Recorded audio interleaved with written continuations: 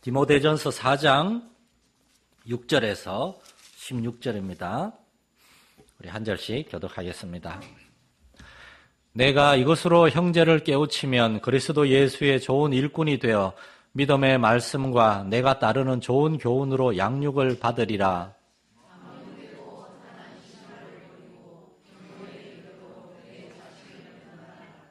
육체의 연단은 약간의 유익이 있으나 경건은 범사에 유익하니 금생과 내생의 약속이 있느니라. 이를 위하여 우리가 수고하고 힘쓰는 것은 우리 소망을 살아계신 하나님께 두미니 곧 모든 사람 특히 믿는 자들의 구주시라. 누구든지 내 연소함을 업신여기지 못하게 하고 오직 말과 행실과 사랑과 믿음과 정절에 있어서 믿는 자에게 본이 되어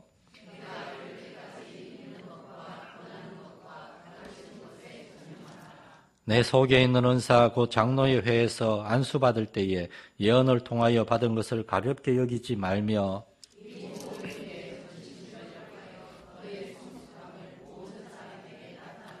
같이 읽겠습니다. 내가 내 자신과 가르침을 살펴 이 일을 계속하라. 이것을 행함으로 내 자신과 내게 듣는 자를 구원하리라. 아멘. 할렐루야. 예배 오신 여러분을 환영하고 축복합니다. 여러분 혹시나 이런 생각을 할 수도 있겠습니다. 야, 우리 목사님은 정말 했던 얘기를 왜 계속 또 하고 그러는가? 저 기도에 대한 얘기, 저 말씀에 대한 얘기 정말 계속해서 여러 번 들었는데 또 하는구나. 여러분 만약 그렇게 생각이 되신다면 질문을 드리겠습니다.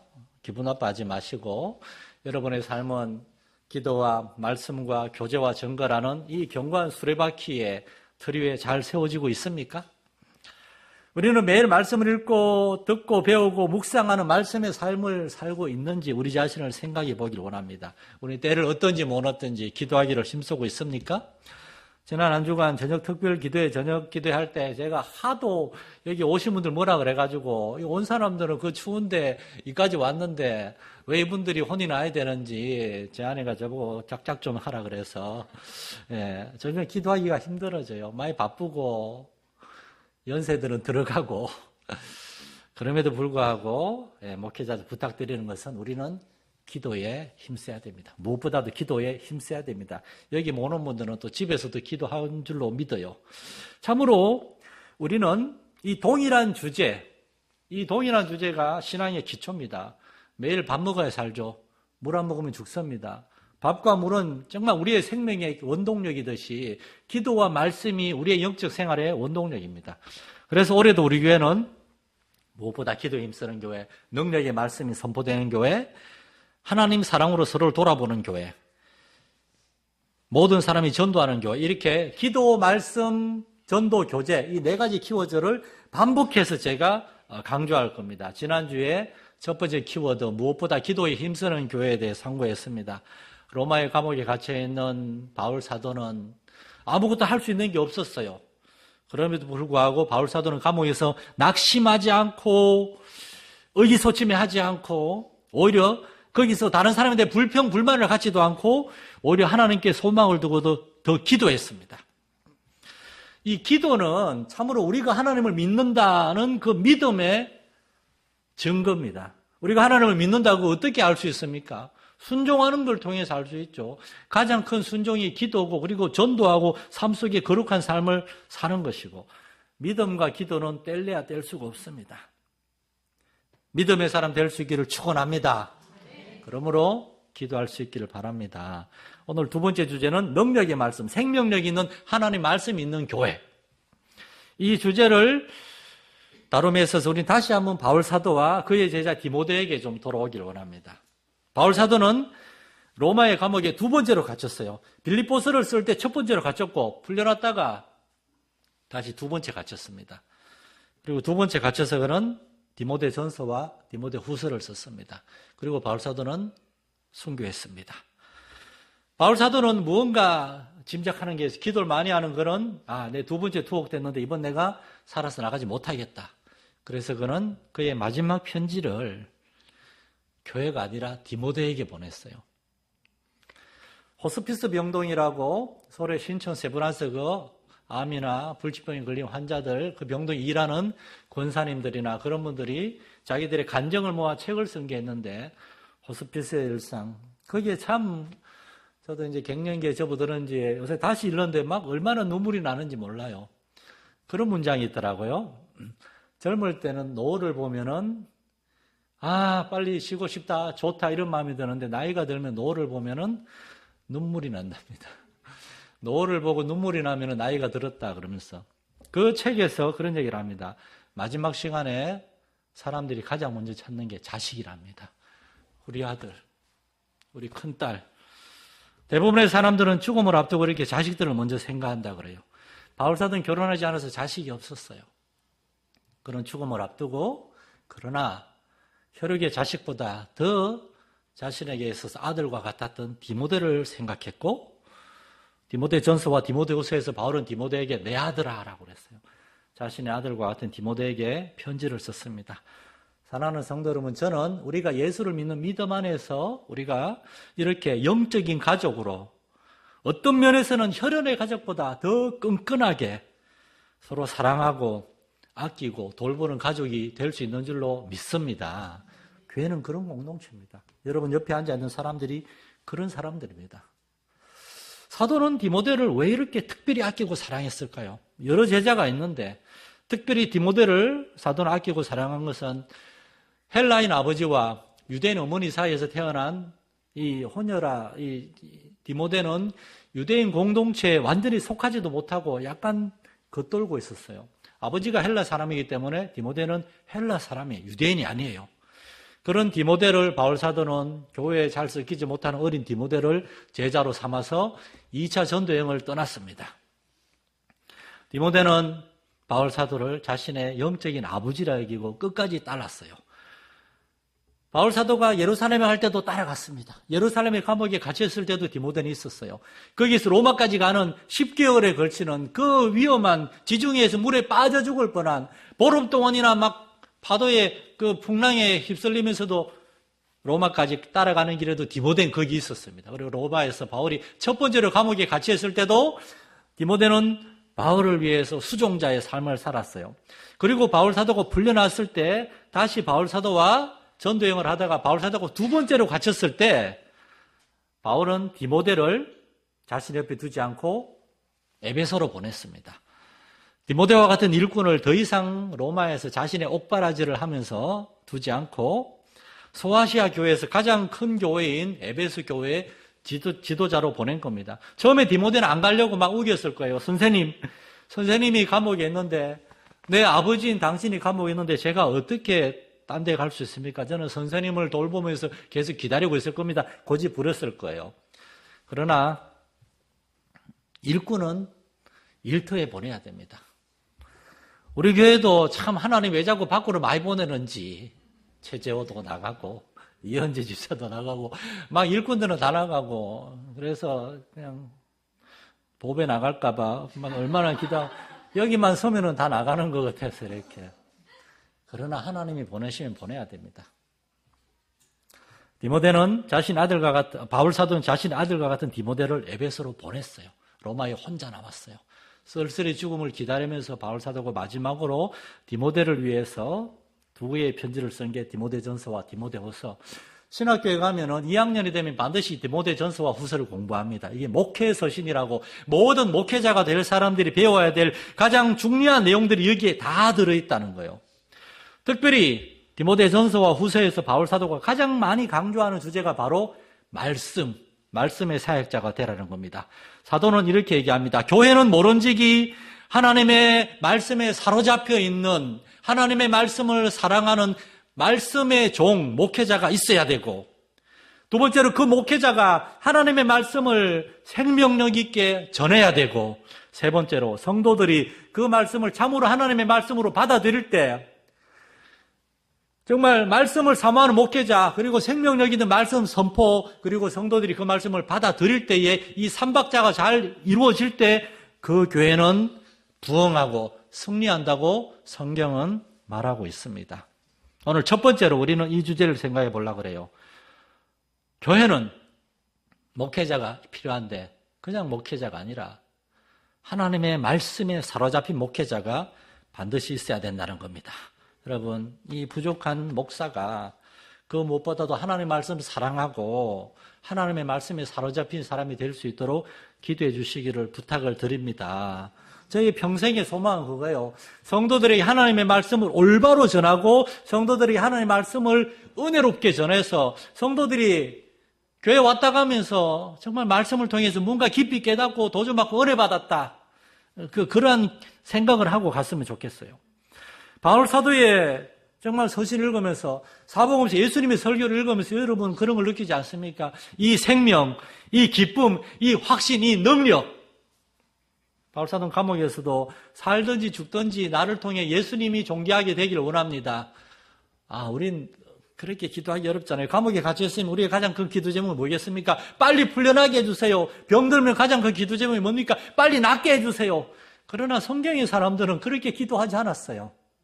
하나님 갇혀있던, 내가 병들어있던, 내가 가난하던, 내가 어려움이 있던 지금 나를 통해서 하나님이 영광 받기를 원합니다. 하나님이 원하시면 나는 사망의 엄침한 골짜기에 있어도 됩니다. 이 구덩이에 있어도 됩니다. 하나님의 뜻이라면 건져주옵소서. 그러나 내 뜻대로 마시고 아버지의 원대로 되기를 원합니다. 이것이 예수님의 기도였고 사도의 기도였고 초대교회 일꾼들의 기도였습니다. 교회는 언제나 이러한 일꾼이 필요해요. 이러한 일꾼, 하나님을 알고 하나님을 사랑하고 그 말씀에 사로잡힌 사람. 지난주에 청년의 성경 통독하는데 창세기 12장을 읽으면서 여러 번 들었던 질문이 또 나오더라고요. 왜 하나님은 아브라함만 부르셨을까요? 여러분 제가 수차 얘기했잖아요. 하나님은 아브라함만 부르신 것이 아닙니다. 많은 사람을 불렀는데 아브라함만 응답을 한 거예요. 그래서 올바른 질문은 왜 아브라함은 하나님의 부르심에 응답을 했을까? 왜 아브라함은? 그걸 묵상하고 상고해야 됩니다. 여러분 어떻습니까? 여러분 주위에 많은 사람들 하나님이 부르셨어요. 그런데 여러분만 응답해서 하나님께 나오신 거예요. 여러분은 왜 하나님의 부름에 응답했습니까? 하나님의 두 가지의 부르심, 첫째 구원으로의 부르심, 예수님께 나와서 죄사함 받고 새 생명 하나님 나라의 백성이 되라는 구원으로의 부르심, 우린 여기에 응답해서 나왔어요. 그런데 두 번째 부르심이 또 있어요. 헌신과 사명으로의 부르심입니다. 많은 그리스도인들이 첫 번째 구원 부르심, 천국으로의 부르심에는 응답하는데 두 번째 헌신으로의 부르심, 일꾼으로의 부르심에 응답하지 않아요. 구원받은 것으로 됐다는 겁니다. 말은 그렇게 합니다. 저는 부족합니다. 그런데 사실은 그게 아니에요. 구원받았으니 됐다는 겁니다. 이제 그냥 교회 다니는 이 정도로 하나님 좀 내버려 두세요. 나 할 일 너무 많습니다. 하고 싶은 일도 많습니다. 돈도 벌어야 되겠고 공부도 해야 되겠고 성공도 해야 되겠고 학생들 대학교 가면 다 왜 교회를 떠납니까? 공부해야 되겠고 좋은 직장 얻어야 되겠고 내가 해야 할 일이 많고 하고 싶은 일도 많다는 겁니다. 성경은 우리에게 눈물로 씨를 뿌리는 자는 기쁨으로 거두리로다 말씀하는데 우리는 눈물 흘리기를 원하지 않아요. 눈물 흘리기 싫다고 말합니다. 고생하기 싫고 병들기 싫고 어려운 일 당하기 싫고 우리 모든 면에서 건강하고 부유하고 편하기를 원하고 안정된 삶을 원한다고 말합니다. 그러니까 하나님이 부르시면 고생할 것 같으니까 그냥 구원받았으니 여기에 그치면 안 될까요? 노후생활 보장, 사후생활까지 보장됐으니까 이제 좀 내버려 두시면 안 될까요? 여러분 그렇지 않습니다. 하나님은 일꾼을 부르십니다. 그 일꾼은 구원받은 데 그치지 않고 내가 구원받았으니 이사야처럼 주님 내가 여기 있나이다. 나를 보내소서, 나를 써주소서. 나는 부족합니다. 나는 2달란트, 5달란트는커녕 1달란트, 반달란트밖에 안 될지언정 나의 달란트를 통해서 주님의 일을 하기를 원합니다. 그렇게 하나님이 부르심에 응답하는 사람을 하나님은 찾고 계시는 줄 믿으시기 바랍니다. 이 글을 쓰고 있는 바울 사도가 어떤 사람입니까? 그는 소아시아 다소에서 부잣집의 아들로 태어났어요. 그의 집은 바울 사도를 예루살렘에 유학 보낼 정도로 부자였어요. 예루살렘에서 바울 사도는 가장 유명한 랍비 가말리엘에게 배웠어요.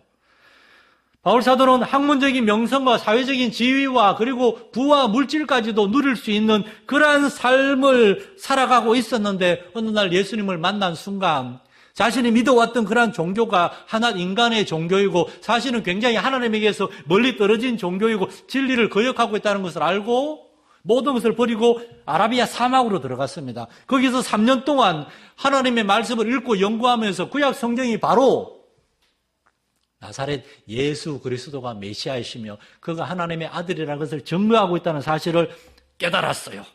그리고 그는 전도자의 삶에 자신의 모든 사회적 지위, 명예, 부와 재산까지도 다 배설물처럼 버리고 전도자의 삶에 헌신해서 온 곳이 로마의 지하 감옥입니다. 그는 좀 이따 죽을 거예요. 그러나 그는 신세 한탄, 낙심, 낙담 두려워하지 않습니다. 그는 일평생 주님의 길을 나의 달려갈 길과 주 예수께 받은 사명, 곧 하나님의 은혜의 복음을 전거하는 일을 마치려 하기 위해서 최선을 다해 달려왔기 때문에 이제 죽어도 상관없다. 바울 사도는 그렇게 고백하고 있습니다. 1926년에 영국 런던에서 가장 유명한 젊은 의사가 있었습니다. 27살의 젊은 내과 의사인데 이 내과 의사는 영국 왕실과 귀족들을 치료하는 왕실 주치의로 임명이 됐어요. 27살에 최연소 왕술 주치의가 됐어요. 그리고 2년 동안 수많은 왕족과 귀족들과 정치인들을 치료하면서 그는 의사 생활에 깊은 회의를 느끼게 되었습니다. 매일 찾아오는 왕족, 귀족, 정치인들, 영국에서 가장 돈 많고 부와 권세를 가진 사람들의 증상이 똑같아요.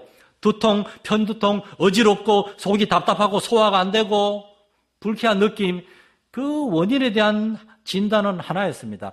불규칙적이고 불경건한 그들의 파티 문화와 술과 담배와 음란한 성적인 생활이 그 원인이란 거예요. 그때 이 마틴 로이드 존스라고 하는 젊은 의사는 깨달았습니다. 영혼이 변화되지 않으면 육체의 질병은 결코 해결되지 않는다는 사실을. 그래서 젊은 의사는 자신의 모든 부와 명예를 다 던져버리고 시골 마을에 70명 모이는 우리 교회보다 조금 큰 교회네요. 이 위대한 훌륭한 의사 거기 담임 목회자가 되어서 가가지고 그때부터 50년 동안 위대한 말씀의 사역자로 수천 명의 사람들이 하나님의 말씀을 선포하게 됩니다. 사랑하는 성도 여러분, 오늘날 교회에 이렇게 하나님의 부르심에 응답한 한 목회자, 장로님, 권사님, 안수집사님, 집사님들, 교회 일꾼들을 하나님이 찾으시는 줄 믿으시기 바랍니다. 응답하시기 바랍니다.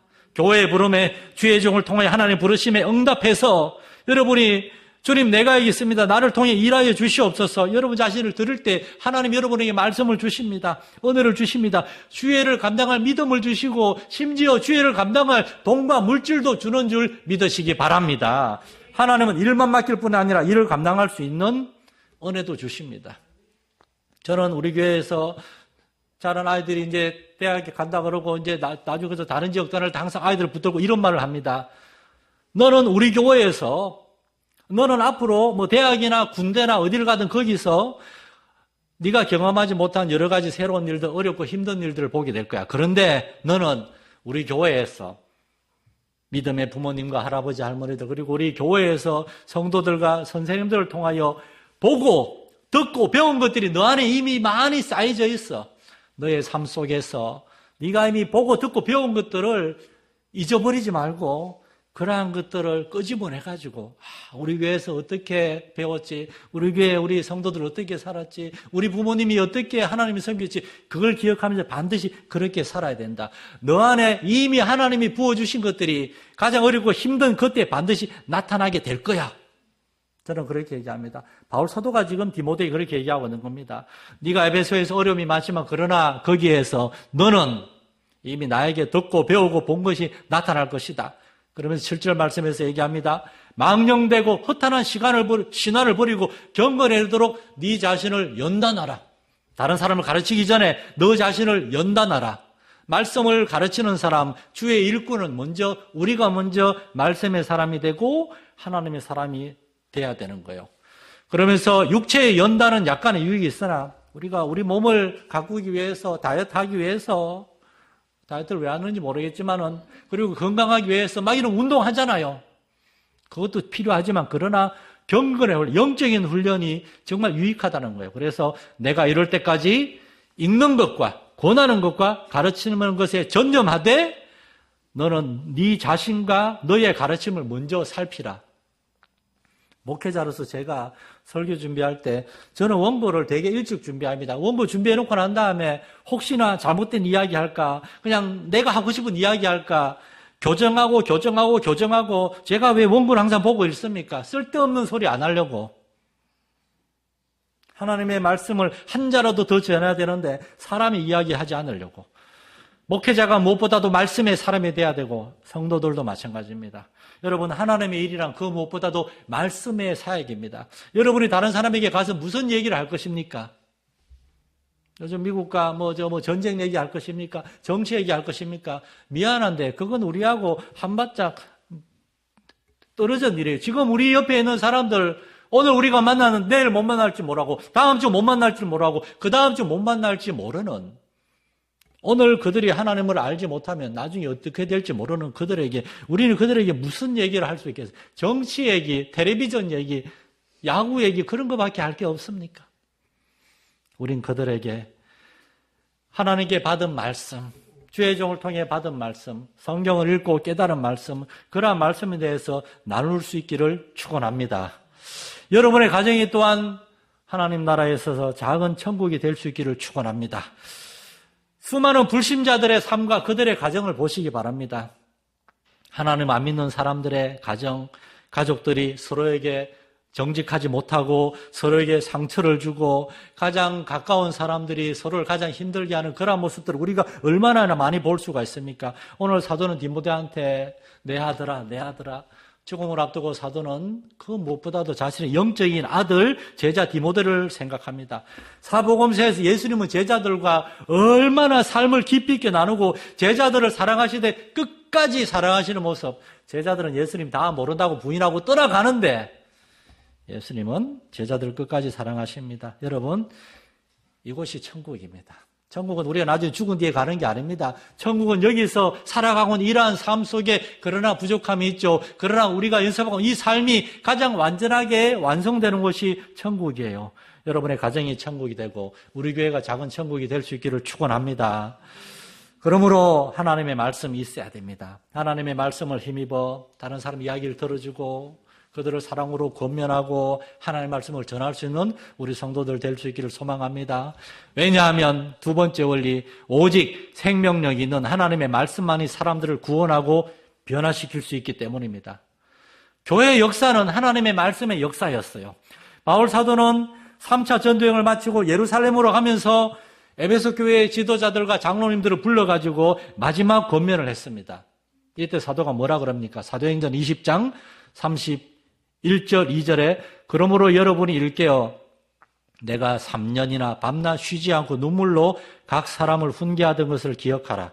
지금 내가 여러분을 주와 및 그 은혜의 말씀에 부탁하노니 그 말씀이 여러분을 능히 든든히 세우사 거룩하게 하심을 입은 모든 자 가운데 기업이 있게 하시리라. 교회는 말씀으로 세워져야 됩니다.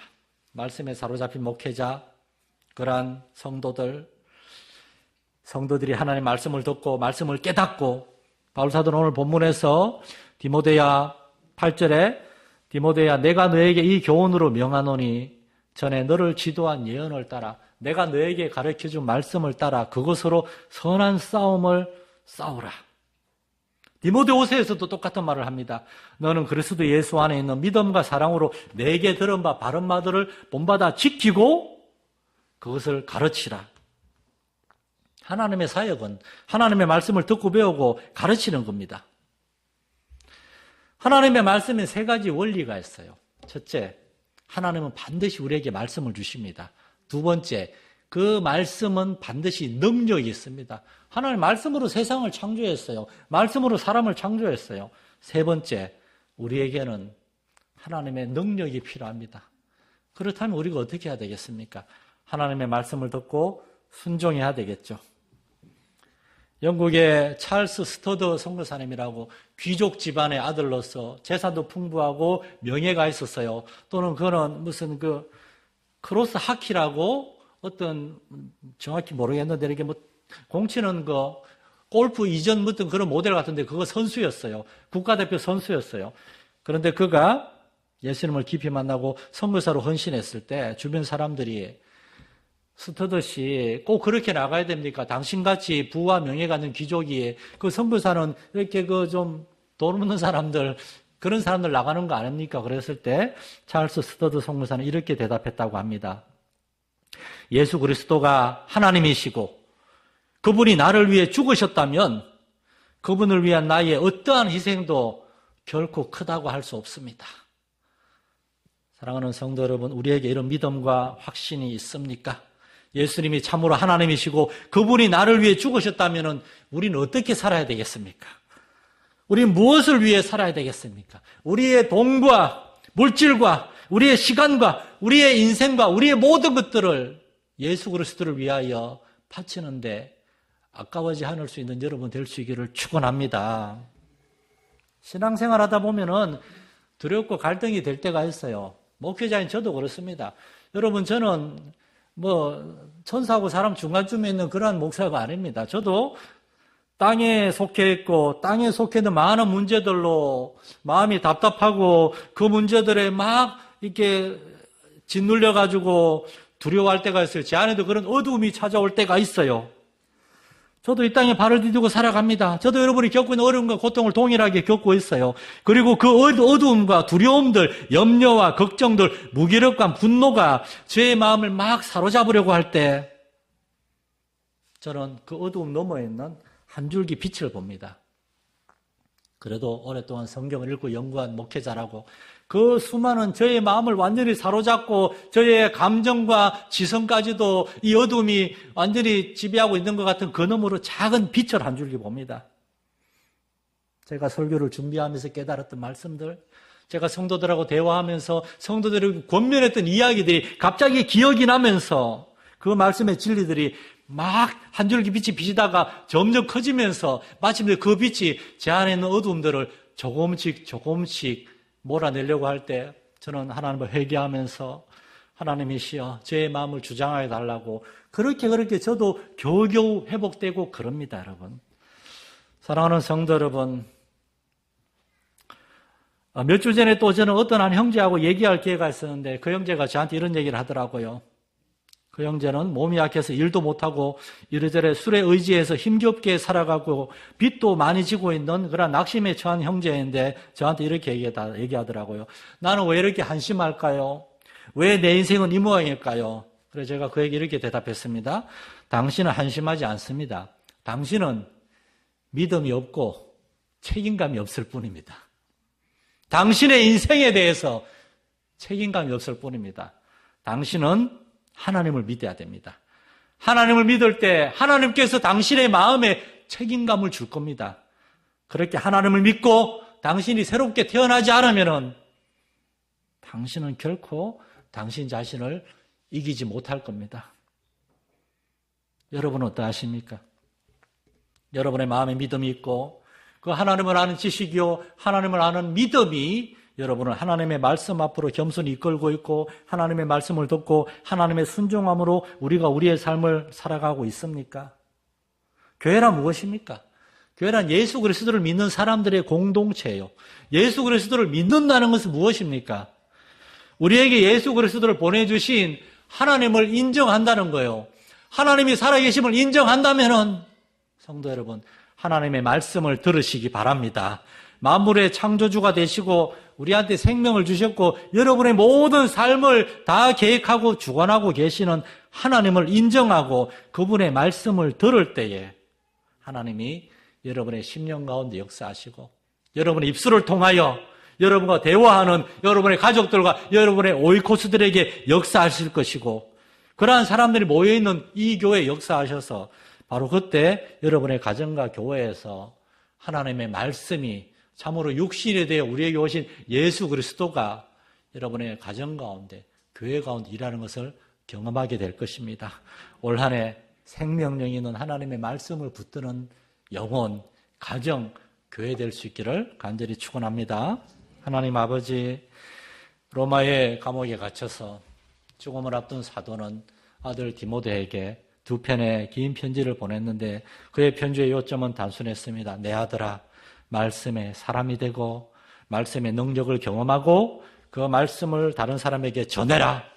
교회는 말씀을 받아야 되고 말씀의 능력을 경험해야 되고 그때 우리 성도들의 인생과 우리의 가정과 우리의 삶이 변화될 줄로 믿습니다.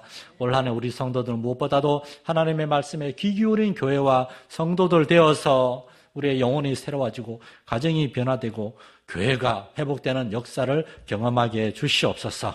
예수 그리스도 이름으로 기도드립니다. 아멘.